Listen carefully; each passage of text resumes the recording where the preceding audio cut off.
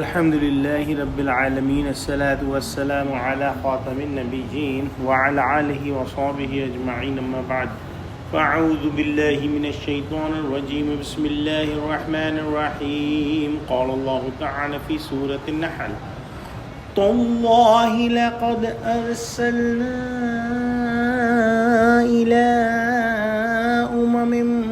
من قبلك فزين لهم الشيطان أعمالهم فهو وليهم اليوم ولهم عذاب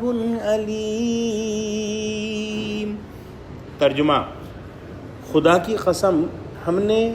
تم سے پہلی امتوں کی طرف بھی پیغمبر بھیجے تو شیطان نے ان کو ان کے کردار ناشائستہ آراستہ کر دکھائے، تو آج بھی وہی ان کا دوست ہے اور ان کے لیے عذاب علیم ہے۔ کفار مکہ کی گستاخیوں اور لغو اور بیہودہ عادات کا ذکر کر کے پیغمبر علیہ السلام کو تسلی دی جا رہی ہے کہ آپ صلی اللہ علیہ وسلم ان کی حرکتوں سے ہرگز دلگیر اور رنجیدہ نہ ہوں۔ ہم نے آپ صلی اللہ علیہ وسلم سے پہلے بھی مختلف امتوں کی طرف پیغمبر بھیجے، لیکن ہمیشہ یہی ہوا کہ شیطان لعین مکذبین کو ان کے عمل اچھے کر کے دکھاتا رہا، وہ گناہ کرتے رہے اور وہ ان کے دلوں میں یہ خیال ڈالتا رہا کہ بہت اچھا کام کر رہے ہیں، اور اس طرح سے یہ جھوٹے اور فریب دینے والے لوگ برابر شرارت میں بڑھتے رہے۔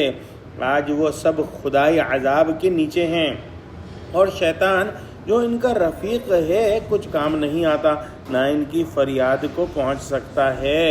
یہی انجام آپ کی مکذبین اور آپ کے جھٹلانے والوں کا بھی ہوگا۔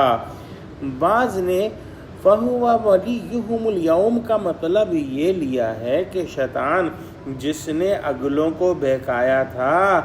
وہی آج ان کفار مکہ کا رفیق بنا ہوا ہے، لہذا جو حشر ان سے پہلے گناہ گار لوگوں کا ہوا تھا وہی حشر ان کا ہوگا۔ اگر اس بات کو آج کے دور پر اپنے اوپر رکھ کر دیکھیں تو آج بھی جو گناہ گار ہیں وہ مست رہتے ہیں اپنے گناہوں میں، کیونکہ شیطان ان کے کاموں کو ان کے لیے اچھا کر کے دکھاتا ہے، آراستہ کر کے دکھاتا ہے کہ جو بھی یہ شرک اور گناہ اور جو ہے وہ ظلم کر رہے ہیں نہایت اچھا کام کر رہے ہیں، لیکن جب ان کو عذاب میں داخل کیا جائے گا تو شیطان ان سے صاف مکر جائے گا اور دور ہو جائے گا اور ان کی کسی طرح سے فریاد رسی نہ کرنا چاہے گا۔ دعا کرتے ہیں کہ اللہ سبحانہ و تعالی ہم کو قرآن کا فہم عطا فرما، ہم کو سچوں سے جوڑے، ہم کو صراط مستقیم پر قائم فرما دے۔ اللہ مسلمانوں کی مدد کر، مسلمانوں کو متحد فرما، آمین۔ وآخر دعوانا ان الحمد للہ رب العالمین، والسلام علیکم ورحمۃ اللہ وبرکاتہ۔